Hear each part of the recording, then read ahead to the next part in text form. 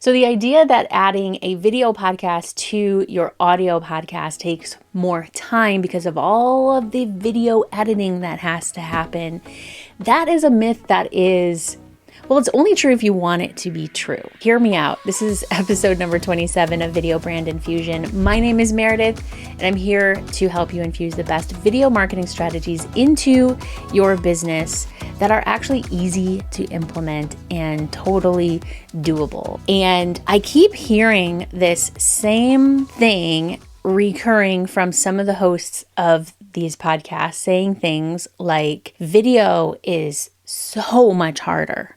It's so much more expensive. You have to have all the gear. It requires so many more steps to record. And then there's all the time that it takes to edit, plus all of the anxiety of being on camera. And I just listen to this recurring again and again whenever video and video podcasting comes up as a topic in the podcasting podcasts.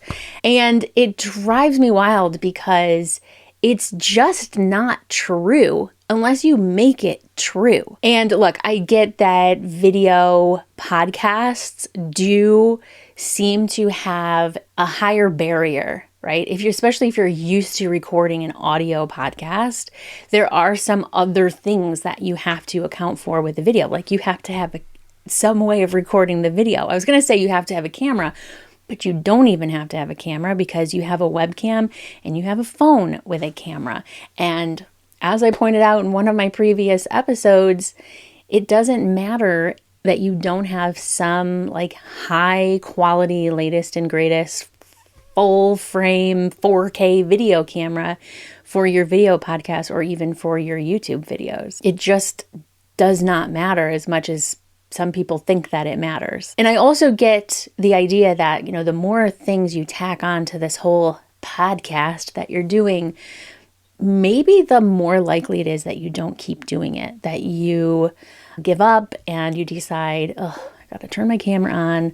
I have to do my makeup. I have to do my hair. I have to look presentable. I got to plug my microphone in, and then I have to edit all those extra parts. And all of that might end up being too big of a barrier for a audio podcaster to decide to continue podcasting. But here's the thing. In this episode, I'm going to share my video podcasting workflow for you and prove that it doesn't require any more time or any extra equipment or really any extra effort to create a video podcast than it does to create just an audio podcast. Now, are there more steps to creating a video podcast than just an audio podcast? Yes, there are a couple of small steps that are a little extra, but the payoff in the long run is huge because your content is now more discoverable by a much larger number of people. And if you're creating a podcast and or a video podcast to grow your business, to generate consistent revenue, wouldn't you want your content to reach as many people as possible? The only extra step is uploading it to YouTube. That's it. Everything else is exactly the same. And I don't think that it's fair to compare a podcast download with a YouTube view because you're discounting how long somebody listened or consumed that content. I'd rather have 3 people listen all the way through than 200 people listen to the first 30 seconds and then bounce. But when I hear people say like, I don't really encourage people to do video with their audio podcast because all of those extra steps are going to end up becoming barriers that are too big and they're going to give up. I always want to say like, what about publishing audio podcasts that don't get views or listens at all because they're not being discovered? Like that doesn't seem very motivating either. Whereas if you put that sucker on YouTube, you might get 10 views, 100 views, 500 views, 1,000 views when you publish it. And the next week, and the next week. and on for months and years. Yes, I'm biased. I'm a video person. I want you to do video. I want you to do YouTube because I want the content that you create to reach as many people as possible with the least amount of effort from you as possible. It's a one-to-many model. And I think you want that. I think people who create content want their content to reach as many people as possible. And it just doesn't feel good to publish an audio episode that doesn't get downloads, doesn't get listens. There's no way for people to comment. There's no way for people to tell you, wow, this was really helpful. Thank you so much for this episode. It's just like a one-way audio broadcast. So, okay, I know I don't have to convince you that video is so extremely powerful. I don't have to convince you that video is better than audio only. So let's talk about how to simplify your video podcast workflow. And I'm going to talk specifically about the editing because I did cover a couple of episodes ago some tips around how to make your videos, which includes your video podcasts, look like you're using a pro level camera, even if you're not, even if you're using your phone or a webcam. And I recorded that whole episode with my webcam just to prove the point. So we covered recording. Let's talk about editing your video and audio at the same time so that you don't have any extra editing steps that you have to do just because you've now added a video to your audio podcast. And for this, I'm talking about solo talking head style content like what you're watching right now, or interview content where it's you and one other guest. And this would also work for you and multiple other guests. The more guests you have, the more time and effort and steps this will take you, which is also true if it's just an audio edit situation. So back in episode number 24, I answered this question of how important is video quality really? And in that episode, I shared ways to kind of mimic the look of a higher quality camera, even if you are using your phone or your webcam with lighting and framing and things like that. So that's all in episode number 24. But I want to talk about when you actually hit record for your video podcast. So to make editing as easy as possible, if you're recording yourself, you're going to have your video and audio. They can be separate depending on how you record, but you're going to have those two like tracks, if you will.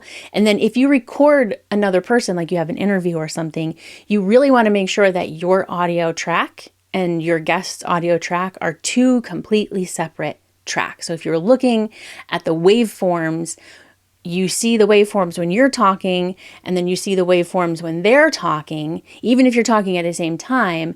But if you're silent, then your waveform is flat. And if they're silent, their waveform is flat. And they're two completely separate tracks. Now, if you use something like Riverside to record, then this isn't the problem at all. It's recording those separate tracks.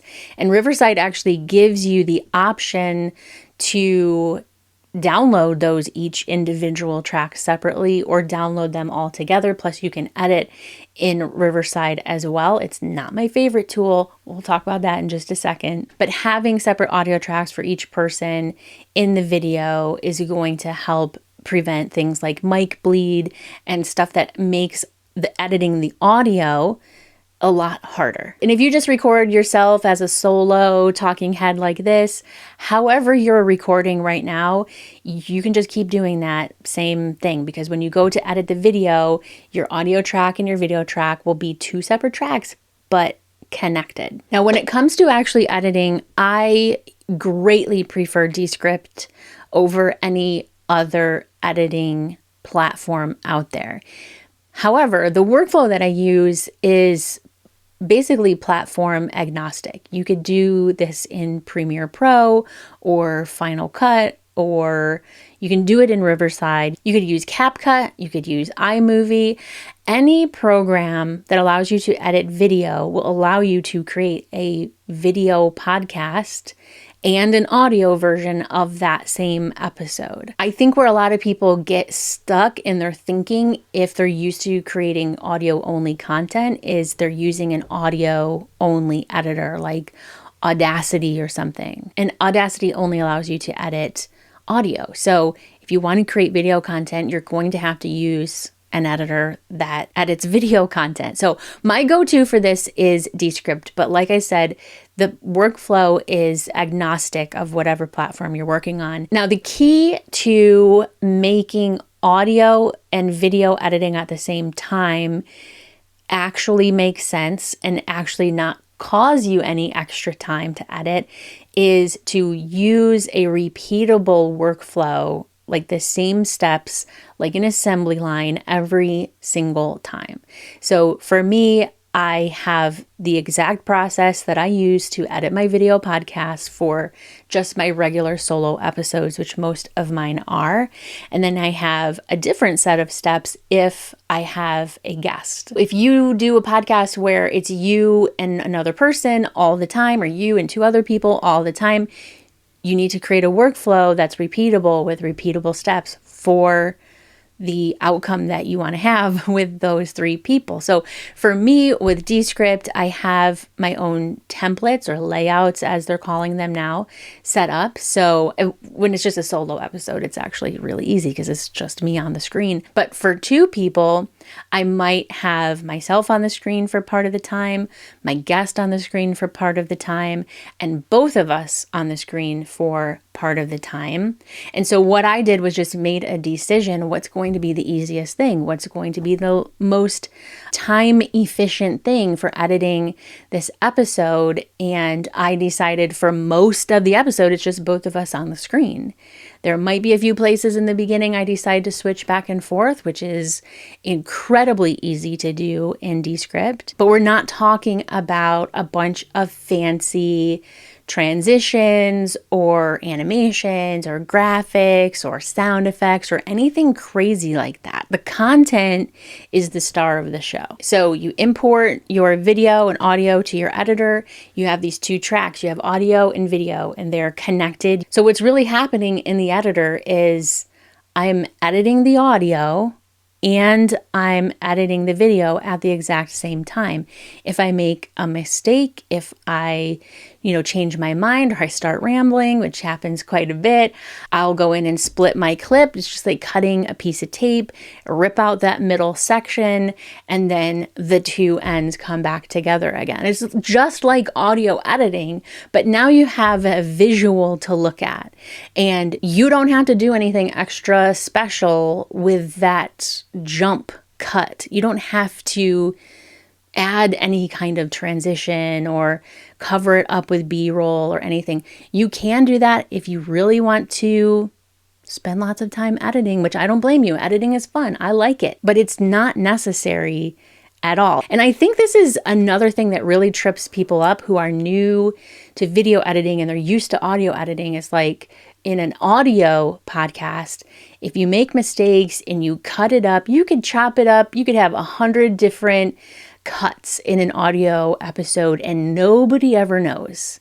I mean, you could do it really poorly and it could be very obvious, but you could do it easily and have nobody detect that you cut out 100 different sections where you messed up, right? But in a video, you can see it. You can see the cut and it doesn't matter. It's expected in a YouTube video or any kind of social media video content. It's expected. You're not producing a movie. You're not producing a sitcom. You don't have to have 3 different camera angles to mask all of the different cuts. We're talking about making efficient content for your business so that your audience grows consistently and you can generate consistent revenue. Your audience doesn't expect you to be an expert filmmaker with your video podcast episodes. So again, as you're editing your content, you're listening to the audio, you're listening to what was said in that video, and you're editing the video at the exact same time because they're connected. Now, I will admit Descript can be buggy for some people. It can have some faults. It's not perfect. It's in constant development. But there are a couple of things that make Descript my go-to editor for my video podcasts. And that is the fact that all of the cuts that you make are completely reversible. If you need to cut out a section and you cut it a little too close to the beginning of the next word and now it sounds weird, everything is undoable. And that also means that you can make some edits to your audio quality and volume before you edit or after. As you're editing, you might go, oh, I'm kind of topping out, like my microphone was a little too hot for this episode or something, or maybe it's a little too low. You can adjust the volume of the whole track and edit the whole track before or after you've already made cuts to it. I have like 100 different Descript tutorial videos that I need to record, and one of them is how to adjust the audio if you have you and a guest and they're at 2 different levels. It's literally just a double click on the Descript timeline, and then you open up a whole new window and you have these 2 audio tracks, and now you can adjust the volume of each one separately. That's one of the reasons why it's so important to record your audio separately if you have more than one guest or more than one person speaking on the podcast. So if you're not already subscribed to my channel or you haven't checked out the Descript tutorials that I already have, those are there for you. Make sure you hit subscribe and go check out those tutorials.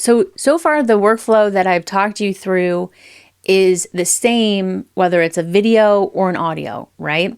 We're just listening, we're just watching, we're just making the cuts. If you even need to make cuts, you might not even need to do that. What happens when you're done? What happens with the exporting? So this is where, depending on how you upload your episodes and where you upload your episodes, you will have to tailor this to your exact workflow.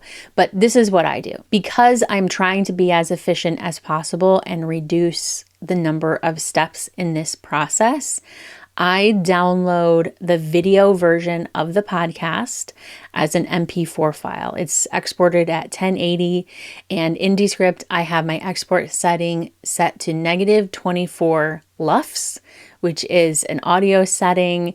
That way, if my audio is a little underpowered in terms of volume, it'll actually export it at like the standard volume for YouTube. I find that works really well for me. And depending on your host, you might even be able to upload that MP4 file and the host will just sort of treat it like a WAV file or an MP3 file. So it's only audio. Like I know Buzzsprout does this, but then if Buzzsprout is connected to Spotify, then Spotify won't pull it through as an MP3. So ultimately, I do need to have an MP3 file that's audio only in addition to my MP4 file, which is a video file. So I could just export another version as an MP3 right from Descript and have those 2 files.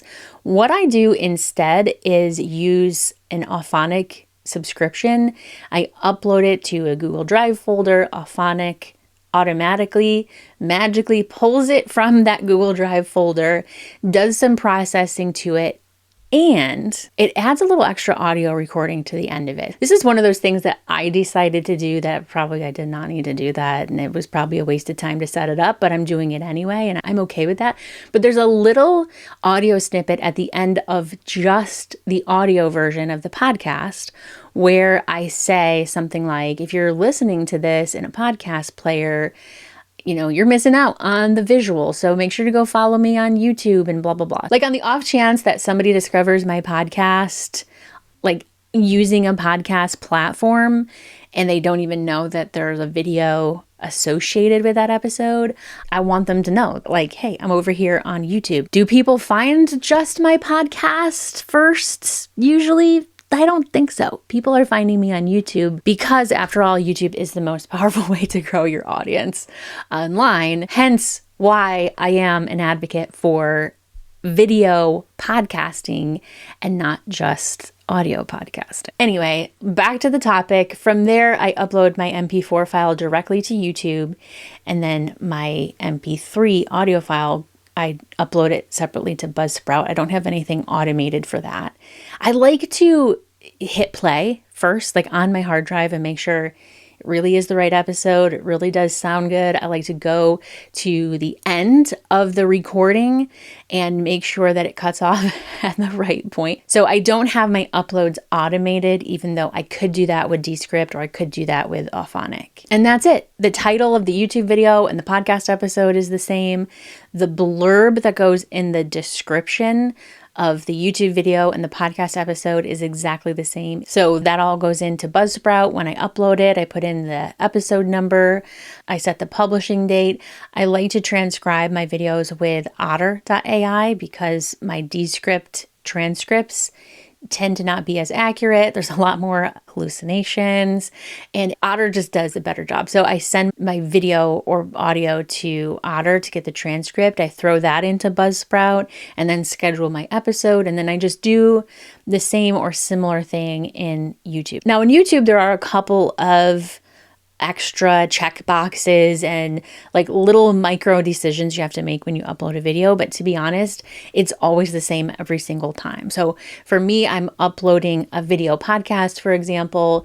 I need to make sure I select the playlist, the podcast playlist, so that it does show up as a podcast. And then a lot of the other settings are the same across the board for every single thing that I upload. So it's not like you have to go through 100 different checkboxes every single time you upload a video, because you can set your upload defaults and you can use the same settings every single time. So that the only thing that's really different is the title, the description, and the video itself. Now, when I work with a client or a student or a member of Video Brand Academy with growing their channel, whether we're talking about regular YouTube videos or video podcasts, there is one important component to YouTube specifically that you don't have to think much about at all when it comes to just an audio podcast, and that is your thumbnail. And your thumbnail on YouTube is a critical component to getting views, to getting people who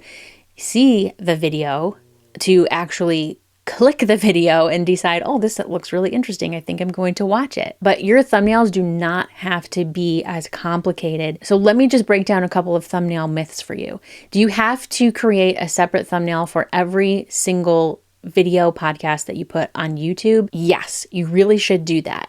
Does it have to be a completely new redesign every time? Do you have to reinvent the wheel with every thumbnail? No, you do not. And if you look at my podcast playlist on YouTube, just go to youtube.com/@MeredithMarsh, go to the podcast tab, look at Video Brand Infusion. You will see there's a pattern to my thumbnails where it's some words that work with the title. It's not the exact same words on the thumbnail. They work together. Okay, so this is a whole separate topic that I'm doing a training on inside Video Brand Academy very soon, an ultimate thumbnail masterclass. But what's important here is that the words on the thumbnail correlate to the topic of the episode. The podcast branding doesn't matter, like your logo or your like little waveform graphics and things like that. That stuff does not matter. In fact, I reuse the same set of pictures of myself. I have like 24 photos of myself, and I just pick one that makes sense for the episode. And I do this all in Canva.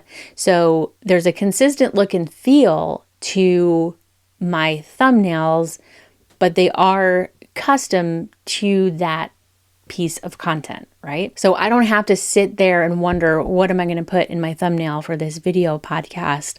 I just pick a picture for myself and I just put the words that I want to put in there. I have the episode number and I export it, and that's my thumbnail. So like I said at the very beginning of this episode, all of these extra steps and all of this extra time and all of this extra money and effort and all of this extra anxiety around creating video podcasts only exists if you want it to exist. It can be so extremely simple if you want it to be simple. And if you have questions about my video podcasting workflow, recording, editing, planning, I've talked about all of this now here on the Video Brand Infusion at least a couple of times, but feel free to reach out to me and let me know what questions you have about my workflow, because if you aren't aware, if you've only been listening or watching the Video Brand Infusion podcast, my whole entire channel is dedicated to helping you look good, sound good, and feel good on camera. And that comes down to recording, planning, editing, uploading, all that stuff to grow your business and grow your audience on the number one platform for growing your audience online, which is YouTube. And like I already mentioned, if you are here because you're growing your business, this is a no-brainer, especially if you have a course or a program, or you work one-on-one with people, or even if you sell a service or a digital product. The reality of marketing online is that you have to create some kind of a way for people to find you. You have to be discoverable to get people into your world, to get people into your funnel, if you will. And it starts with building your audience on YouTube and then bringing people step by step closer to where the natural conclusion and the natural next step for your ideal viewers and your ideal customers is to work with you in whatever way that you have to offer. So if you want more details about how I set up a YouTube funnel to work for my business to generate consistent sales of my courses and programs, I outlined the entire process in episode 1 of the Video Brand Infusion podcast. So you can watch the video, which I highly recommend because there are some visuals, but you can also listen to the audio version as well.